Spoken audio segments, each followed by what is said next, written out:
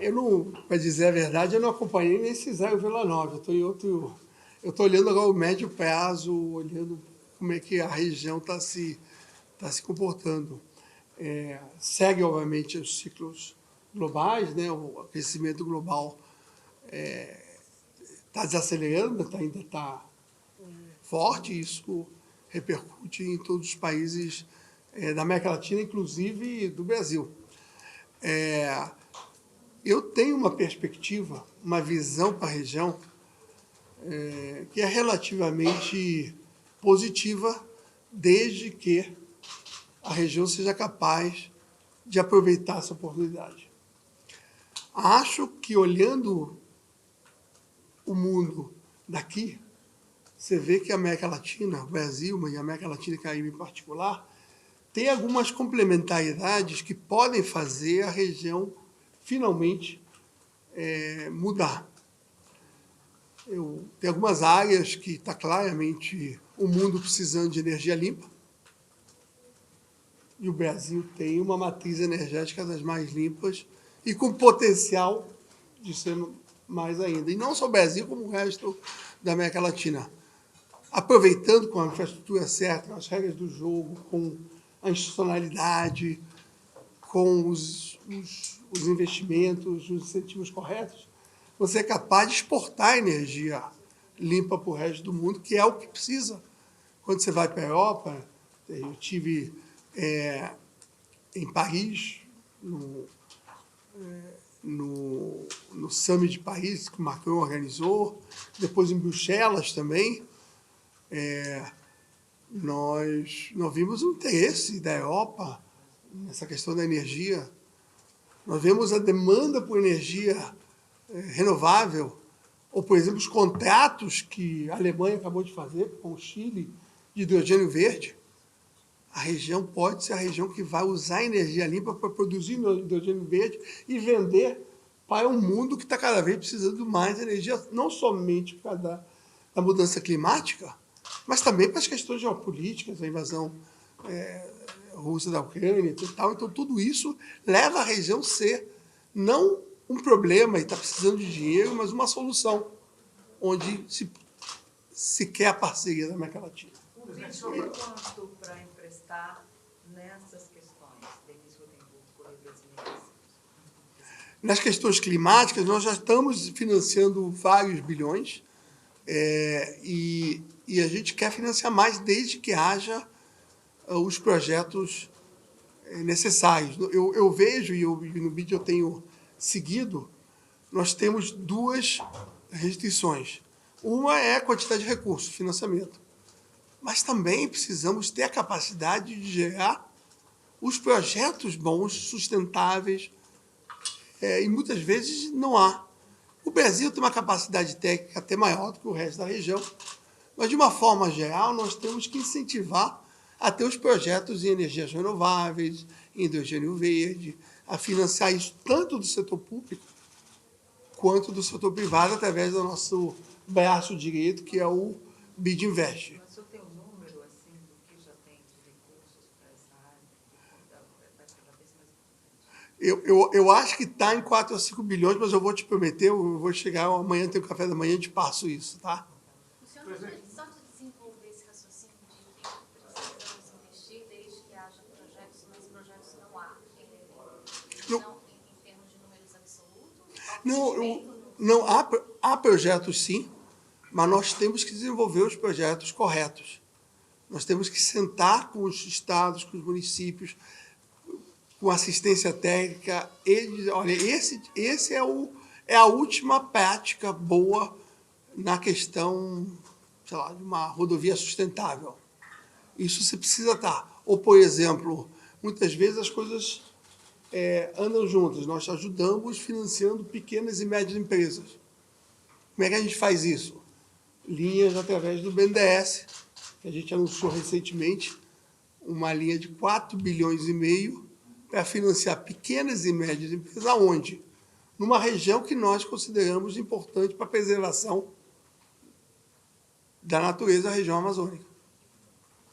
Então, é pequena e média empresa na área de conservação, porque você só consegue conservar e não desmatar se você oferece emprego e alternativa. Qual seria o Então, isso, sustentável e o que mais o senhor citaria? as prioridades são áreas sociais, então, água e saneamento, educação, saúde, projetos sociais de proteção social, desigualdade social. O outro lado é clima, você financia energia renovável, hidrogênio verde, proteção, o nosso projeto da Amazônia Sempre, que é o nosso projeto guarda-chuva, onde a gente recebeu o mandato de 8 países para o BID ser o organizador. E é isso que a gente, digamos, o segundo lado. E o terceiro é a infraestrutura. Rodovias, ferrovias, portos, e digital também. Ou seja, tudo que digitaliza em todas as áreas. Às vezes as coisas se cruzam. Então, digitalização na educação, grande área. Presidente, a gente entende que... Só lembrar do nome e veículo. Fernando Hessel, América 24 Horas. Presidente, a gente entende que qualquer capital internacional dentro do Brasil é interessante e importante para o país. Mas existem 2 fatores que incomodam o mercado internacional quanto a esse investimento, independente que seja ele privado ou não, que é a segurança jurídica e instabilidade política. Como que o senhor lida com essa situação? Quando eu cheguei no BID, eu percebi que tinha projetos de investimento, esses que eu estou falando, e projetos de política. O que são projetos de política? Onde você ajuda a criar instituições. Então, você entra no país e faz um plano de sustentabilidade até 2030, você ajuda. Você faz uma reforma tributária junto. Você digitaliza os sistemas de dados desse governo. Então, você trabalha com segurança, por exemplo. No BID tem uma unidade de segurança. Nós temos projetos com o Ministério da Justiça sobre segurança também. Então, tem um lado que é um lado de criar instituições, onde o impacto que eu estava falando é mais difícil de medir, né? No caso de segurança, seria menos violência e tal. Mas, às vezes, uma reforma tributária, como é que você vê o impacto no final? Vai levar anos, você vai arrecadar mais de uma forma mais eficiente. Quando você moderniza o setor público, digitaliza, quem está recebendo o serviço fica mais satisfeito. Como é que a gente mede esse impacto? Então, tem um lado de ver o projeto funcionar e ver os projetos institucionais também. Isso aí é um grande debate que tem no BID, quanto que você financia cada um deles. Mas o problema é a continuidade dos projetos, né? Sim. São projetos a médio e longo prazo. Perfeito. Então, essa instabilidade jurídica do Brasil não atrapalha um pouco desse investimento? Olha, esse é o papel que eu estava falando aqui, que é um papel importante do BID, porque os projetos do BID são, como você mencionou, são mais longos, 10 anos, 5 anos, 10 anos, 15 anos. E muitas vezes eles passam de governo para outro governo. E cabe a esses projetos de Estado, não de governo. São projetos que é o Estado que está bancando no sentido não só dos recursos, porque a dívida não é de um governo, a dívida de um Estado, a dívida de um país. E o BID tem esse papel, porque o BID tem 2 coisas. Primeiro, esses projetos do BID são longos também.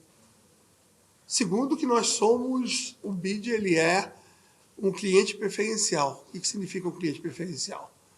Nós não temos, nós somos os primeiros a serem pagos. Nós não temos calote. Então, a relação com o BID é uma relação mais próxima. Um porque tem os escritórios lá, mas o outro porque é um crédito subsidiado, e você tem uma relação especial com os governos. Isso ajuda a dar essa sequência. Acaba um governo, chama-se o BID e diz, olha, como é que estão os projetos? Me conta aqui. Ah, eu quero mudar isso, quero mudar aquilo. Não, isso aqui já está em andamento. Esse aqui não começou. Esse aqui dá para trocar. Então, nós fazemos uma parte dessa continuidade. Isso é suficiente? Não, o BID é uma parte do universo. A outra parte do universo é o setor privado. E para o setor privado, sim, é muito importante a segurança jurídica, a regra do jogo. Então, esses projetos institucionais que a gente faz são fundamentais. Quando eu vou para a Espanha ou vou para a Alemanha, eu fui esse ano, eu pergunto, O que vocês querem do BID para a região? Aí você poderia imaginar, não, a gente quer que você financie mais. Não. Eu quero que você me ajude à estabilidade institucional da região. Então, essa questão que você levantou é o que os empresários levantam quando conversam com a gente. O governo brasileiro, a senhora falou que em mudança de governo, geralmente chama o BID e pergunta, olha, quais são os projetos, como é que está, como é que está. O governo brasileiro, esse novo governo já lhe chamou para conversar com ele? Nós tivemos conversa, nós estamos, e não sou eu pessoalmente, às vezes até pessoalmente, mas nós temos um escritório onde já se conversou com, diria, todos os ministérios, senão, não vou dizer todos, porque se vai faltar um, vai ficar, mas quase todos os ministérios, com a maioria dos estados. Essa conversa vem muito antes da minha, mas continuou conosco. Reforçou um pouco, porque conhece, o presidente é brasileiro, eu conheço, fala com ele. Então, tem um lado que deu um pouquinho mais de atenção, mas tem uma conversa que é contínua. Então, todos os ministérios e quase todos os estados, e muitas prefeituras. Presidente, Fernanda Ferreira da Folha. Os Estados Unidos têm falado que pretendem levar para o G20 uma proposta de capitalizar os bancos multilaterais numa ideia do que eles chamam para ser uma alternativa ao que eles chamam de financiamento coercitivo pela China. Queria saber o que você acha dessa proposta americana e como é que o BID se encaixa nessa disputa geopolítica. O BID, junto com as outras instituições multilaterais, tem esse lado de ser cobrado para poder ajudar a região com um financiamento muito além do que já existe. A frase que eu tenho usado é que a gente está nos bilhões e a demanda está nos trilhões, e a gente tem que passar de um para o outro. Essa é a reforma que querem. Uma parte da reforma é capitalizar mais os bancos multilaterais para poder emprestar mais. Essa é um pouco a ideia. Mesmo com esses recursos, vai precisar trazer o setor privado. E uma parte da minha conversa aqui foi como a gente faz para trazer o setor privado. De um lado, tem a estabilidade das regras, até aí, mas do outro lado, tem instrumentos que a gente possa ajudar através de assumindo um risco. Vocês veem aqueles instrumentos que eu citei, todos eles têm algum risco que o BID assume. Dá uma garantia para poder ter uma troca. Quando o indicador funciona para um país, o custo da dívida cai, mas como é que cai? Alguém está bancando essa queda. Então, tem todo um lado de transferir esse risco que você pode fazer de uma forma interessante para poder atrair mais recursos. Então, essa discussão da reforma dos bancos multilaterais está nessa ideia de que precisa de mais para toda a necessidade hoje do que tem. E aí, a gente tem falado que nós somos uma administração do diálogo, uma administração da conversa. E eu tenho falado muito em integração regional, porque o mandato do BID, diferente de cada país, é um mandato regional. Eu sou banco interamericano. O mandato já está no seu nascimento. Um país, quando o governo é eleito, ele é eleito por seus cidadãos e depois faz acordo com outros. Mas nós nascemos com mandato regional. Então, a questão de integração regional me parece ser uma vantagem do BID em estimular. Por isso que, por exemplo, a gente começou com esse programa Amazônia Sempre para 8 países. E foi relativamente rápido que a gente conseguiu, juntou. Como é que você faz isso? Você junta os governadores do BID, gente que senta no meu conselho. São os ministros da Fazenda, Planejamento. Você senta e diz, olha, como é que a gente vai fazer isso? Podemos ajudar? Então, nós temos essa ideia da integração regional que vai na linha das reformas que estão sendo pedidas. Presidente, o senhor falou sobre algumas linhas, desculpa, Luana Zanobel, da Veja. O senhor falou sobre algumas linhas de financiamento que estão sendo usadas por alguns países, citou até mesmo o Equador. Em que posição que o Brasil está nisso e como ele poderia aproveitar melhor essas linhas de financiamento? O Brasil, como eu falei, é o maior cliente do banco, até pelo seu tamanho. Ele é o maior cliente do banco. Ele tem... eu até estava lá no meu discurso, eu tinha os números exatos, já vou te dizendo aqui, e aí eu te digo os números exatos. Talvez eu chegue até no número que eu estou devendo aqui para...